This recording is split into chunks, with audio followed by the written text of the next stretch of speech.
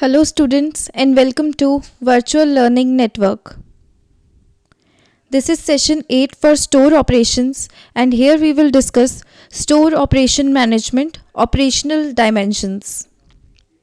The topics to be covered are operations blueprint, profits planning in stores, personnel utilization, store maintenance, energy maintenance, store security, insurance of store, credit management, computerization and outsourcing, and crisis management.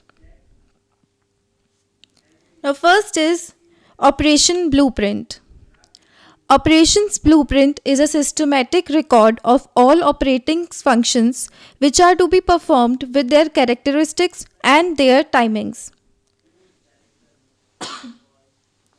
Operation blueprint एक systematic record होता है कि हमें क्या क्या operations perform करने हैं, उसके क्या क्या फंक्शंस होने चाहिए, मतलब उसका एक पूरा ब्लूप्रिंट, एक तरह से एक प्लान बनाते हैं हम ऑपरेशंस का कि उसके कैरेक्टरिस्टिक्स क्या होंगे, कैसे उसकी टाइमिंग्स होंगी और कैसे वो फंक्शंस परफॉर्म किए जाएंगे. It generally consists of all details and every major activity that is carried out right from the opening of the store to end of the store operations. तो ये सारी इसमें वो सारी डिटेल्स होती है कि जितनी भी हमारी मेजर एक्टिविटीज़ हैं उन्हें हम कैसे कैरी आउट करेंगे. जब हमने स्टोर की शुरुआत की है यानी कि स्टार्ट इनिशियली उसकी कैसे हम इनिशिएट करेंगे एक्टिविटीज़ को और कैसे उसे एंड करेंगे.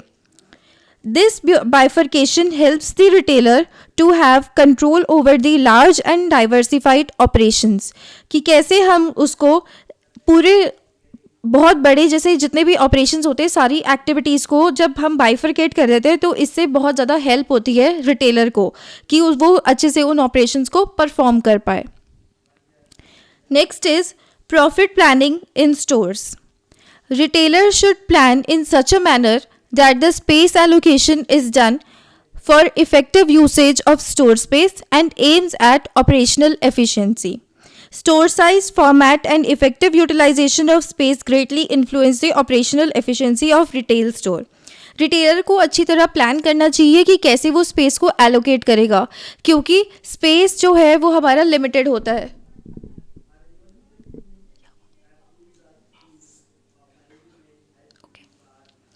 स्पेस जो होता है वो लिमिटेड होता है तो इसलिए स्पेस एलोकेशन को अच्छे से करना पड़ता है कि कैसे हम स्पेस को एलोकेट करें ताकि स्पेस अच्छे से यूटिलाइज हो सके. स्टोर स्पेस फॉर्मेट और इफ़ेक्टिव यूटिलाइजेशन जो है स्पेस की वो बहुत ज़्यादा इन्फ्लुएंस करती है ऑपरेशंस की एफिशिएंसी को कि कैसे हम स्टोर्स की ऑपरेशन परफॉर्म कर रहे हैं. So retailer should be careful in determining the store size and hence space allocation is very important feature. Next is personnel utilization. Reasons for effective usage of store personnel are: first is, in general it is observed that the labor cost is high to the retailers. The wages of the labor accounts to the major cost of the retailers. Labour cost जो होती है वो काफ़ी high होती है retailers के लिए तो इसलिए वेजेस जो है वो बहुत ज़्यादा अच्छे से सेट करनी पड़ती है ताकि रिटेलर्स को उनसे प्रॉपरली यूटिलाइज कर सके उन्हें. Then in case of high employ turnover the recruitment cost, training cost and supervision cost में इंक्रीज. जब टर्नओवर ज़्यादा होता है तो उस केस में रिक्रूटमेंट कॉस्ट, ट्रेनिंग कॉस्ट और सुपरविजन कॉस्ट भी इंक्रीज़ हो सकती है. तो इसलिए स्टोर पर्सनल की इफ़ेक्टिव यूसेज के लिए या उनकी इफ़ेक्टिव यूटिलाइजेशन के लिए ये सब सारी चीज़ें ध्यान में रखना ज़रूरी होता है. Next is lack of skilful and talented store personnel में result in poor sales and retailer should carefully tackle the hiring process based on the seasonal demands. Retailers को केयरफुली टैकल करना पड़ता है हायरिंग प्रोसेस क्योंकि seasonal demands के हिसाब से hiring को भी चेंज करना पड़ता है और उस प्रोसेस की जितने भी स्टेप्स हैं उन्हें वर्कआउट करना पड़ता है. और क्योंकि स्किलफुल और टैलेंटेड पर्सनल नहीं होंगे तो उस वजह से पुअर सेल्स होगी. लेकिन इस हिसाब से हमें रिक्रूटमेंट कॉस्ट और ट्रेनिंग कॉस्ट को भी ध्यान में रखना पड़ता है कि कैसे हम इन सब चीज़ों को एक साथ मैनेज कर सकते हैं. तो ये सारे रीजंस होते हैं पर्सनल यूटिलाइजेशन के लिए. Now measures to maximise the retail personnel productivity. First is effective hiring process, कि हायरिंग प्रोसेस हमारा इफ़ेक्टिव होना चाहिए, तभी हम पर्सनल प्रोडक्टिविटी को मैक्सिमाइज कर सकते हैं. Right people in right job at right time solve major problems in future. अगर हम राइट पीपल को एम्प्लॉय करेंगे राइट जॉब में, राइट डिपार्टमेंट में और राइट टाइम पे, तो हमारे काफ़ी सारी प्रॉब्लम्स सॉल्व हो सकती हैं. So a retailer should be careful in screening potential employees before offering the jobs. Estimating or determining the correct workloads. Correct and timely forecast of the workload facilitates the retailer to employ the required workforce and thus eliminate the problem of over and under workforce. So correct और timely forecast करना ज़रूरी है किसी भी workload को. इससे क्या होगा, retailers जो है वो सही टाइम पे जो जितनी भी required workforce है उसको एम्प्लॉय कर पाएंगे और इससे काफ़ी सारी जो प्रॉब्लम्स है वर्क फोर्स से रिलेटेड वो सॉल्व हो सकती हैं. Next is proper training and orientation. Training is one aspect of human resources that differentiates a successful organisation from others. Training in areas like problem solving, key skills development and presentation, effective communication are of prime importance to gain optimum performance from the employees in retail industry. तो proper training provide करना ज़रूरी है. अगर हमारे employees skilful नहीं होंगे तो उससे पुअर सेल्स होंगी. सेल्स पुअर होंगी तो इसका मतलब प्रॉफिट हम ठीक से नहीं कमा पाएंगे और लॉसेज इनकर करेगी कोई भी कंपनी या रिटेल स्टोर. तो इसलिए ट्रेनिंग एक एस्पेक्ट होता है एचआर का जो सक्सेसफुल ऑर्गेनाइजेशन को अनसक्सेसफुल ऑर्गेनाइजेशन से डिफरेंशिएट करता है. ट्रेनिंग काफ़ी सारे एरियाज़ में दी जा सकती है और देनी चाहिए, जैसे कि प्रॉब्लम सॉल्विंग, की skills development, presentation, effective communication which is very important for retail store personal. And cross training helps the store personnel to gain more confidence and helps to reduce the employee boredom.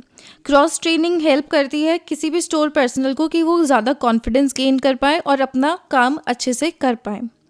Then fourth is motivation and counselling. Employees should be motivated by retailers. अगर employees motivated नहीं होंगे या फिर discouraged होंगे तो वो अच्छे से अपना काम नहीं कर पाएंगे. तो उन्हें मोटिवेट करना ज़रूरी है. और मोटिवेट हम कैसे कर सकते हैं? By giving rewards for best performance and by increasing there morale. Counseling should be provided by the retailers to motivate the team spirit within the employees so that the team achieve the goals by performing well. Fifth is compensation and employee benefits. A better compensation package, reward programs, good working conditions result in better committed workforce and result in fewer employees turnover. तो अगर हम compensation provide करेंगे, employ को benefits देंगे तो employees भी अच्छे से अपना काम करेंगे. एम्प्लॉय के बेनिफिट्स हो गए जैसे कि रिवॉर्ड प्रोग्राम्स या फिर हम वर्किंग कंडीशंस अच्छी कर दें या फिर उन्हें कॉम्पनसेशन पैकेजेस बेटर प्रोवाइड करें. Then sixth is employee performance management. Better employee performance appraisal schemes should be administered in stores so that each worker tries to achieve their specific goals and their hard work is better monitored and results for firm's productivity. Employee performance को manage करना और उन्हें evaluate करना ज़रूरी होता है. इससे store personal productivity increase होती है. अगर हम एम्प्लॉय परफॉर्मेंस बेटर करेंगे और बेटर होगी अप्रेजल स्कीम्स से, तो इनको एडमिनिस्टर करना ज़रूरी है ताकि हम एक स्पेसिफिक गोल अचीव कर पाए. और उनके हार्डवर्क को मॉनिटर करना ज़रूरी होता है ताकि फर्म की प्रोडक्टिविटी इंक्रीज़ हो. Now next is store maintenance and energy management. Retail store comprises of both external store environment and internal store environment. दोनों ही environment होते हैं, इंटीरियर भी होते हैं और एक्सटीरियर स्टोर एक्टिविटीज़ भी होती है. एक्सटीरियर स्टोर एक्टिविटीज़ में B maintenance of parking lot, कि जैसे पार्किंग लॉट होता है किसी भी बड़े स्टोर के सामने, उसको मेंटेन करना. Entry and exit of the store, exterior store displays and visual merchandise post, the maintenance of sidewalks, etc.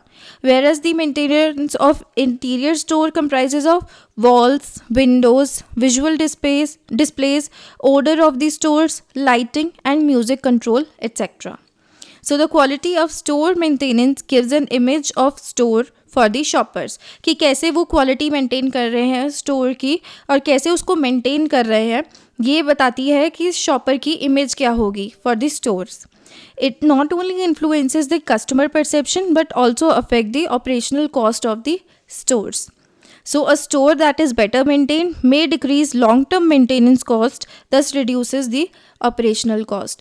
तो अगर एक स्टोर हम बेटर मेंटेन कर रहे हैं, बेटर मेंटेन स्टोर जो होते हैं उनकी long term maintenance cost reduce हो जाती है and hence operational cost decreases. So, store administration focuses on the cleanliness of store premises, maintenance of the store according to the standards of the management and ensuring health and safety measures in stores.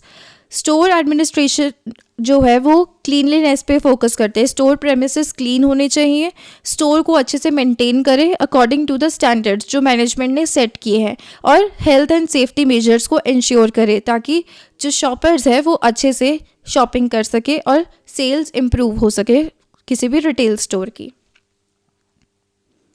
Then next is energy management. Retailers can follow the following measures for effective energy management in store. First is use of eco-building and eco-friendly environments to operate the stores. Stores को operate करने के लिए eco-building और eco-friendly environments use कर सकते हैं. Then better air condition management in stores and substituting high efficiency bulbs and fluorescent bulbs in place of normal traditional ones. Next is store security. Store security can be broadly divided into two types. First is personal security and second is merchandise security. Now in personal security, it deals with the security of staff and customer in stores and in premises. जो personal की security से deal करती है जैसे कि staff और customers जो store में है और जो प्रेमिसेस में है customers. We generally notice train security guards in stores to check the people. इसलिए हम ट्रेन सिक्योरिटी गार्ड्स एम्प्लॉय कर सकते हैं जो जितने भी आ जा रहे हैं लोग उनको चेक कर सके. These guards generally check the customer before the entry if any explosives are carried into the store and at exit for shoplifting. कि जब स्टोर के अंदर आ रहे हैं तब सिक्योरिटी गार्ड्स चेक करते हैं कि कहीं किसी के पास एक्सप्लोसिव्स ना हो और जब वो स्टोर से बाहर जा रहे हैं तब चेक करते हैं for shoplifting. And they also check the security at parking slots in store traffic etc. Then second is merchandise security which deals with this safeguarding the merchandise in store.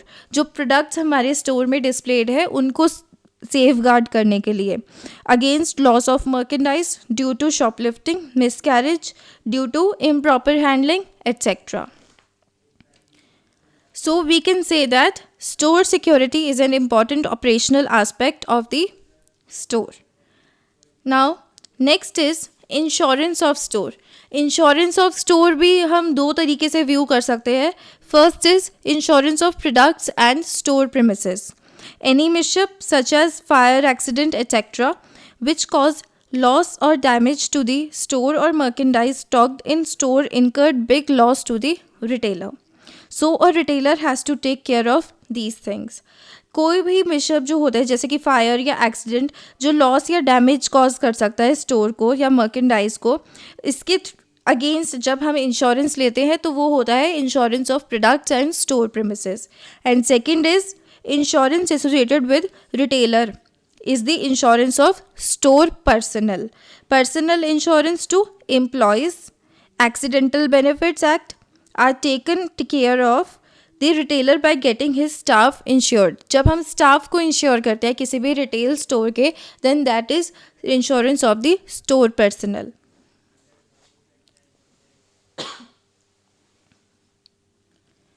Next is credit management. Nowadays, majority of customers are shopping using plastic money. Plastic money हो गई मतलब जैसे कि credit cards और debit cards. This facilitates the customer with hassle-free shopping. but there are few operational issues associated with credit card payments which need to be taken care of by the retailer. Credit card से जब हम shopping करते हैं तो वो hassle free shopping तो होती है, लेकिन रिटेलर्स को कुछ बातों का ध्यान रखना चाहिए जब कोई कस्टमर क्रेडिट कार्ड से पे करता है. And some of the few operational decisions made in the area of credit management are: first is checking the acceptability of credit card. कि सबसे पहले ये चेक करेंगे कि क्रेडिट कार्ड एक्सेप्टेबल है कि नहीं. Generally it is based on the retail firms and credit card association. Then second is setting the minimum limit of credit card payments. Credit card payments की मिनिमम लिमिट को set करना ज़रूरी होता है कि हम उससे ज़्यादा एक्सीड ना कर जाएं. Then checking the eligibility of the customer की एलिजिबिलिटी चेक करना ज़रूरी है कि कहीं चोरी किया हुआ क्रेडिट कार्ड तो कोई यूज़ नहीं कर रहा. Then checking the authenticity of the customer usage, setting procedures for dealing with payments or non-payments to be handled. And retailer must weigh the ability of credit to increase revenue against the cost of processing the payments.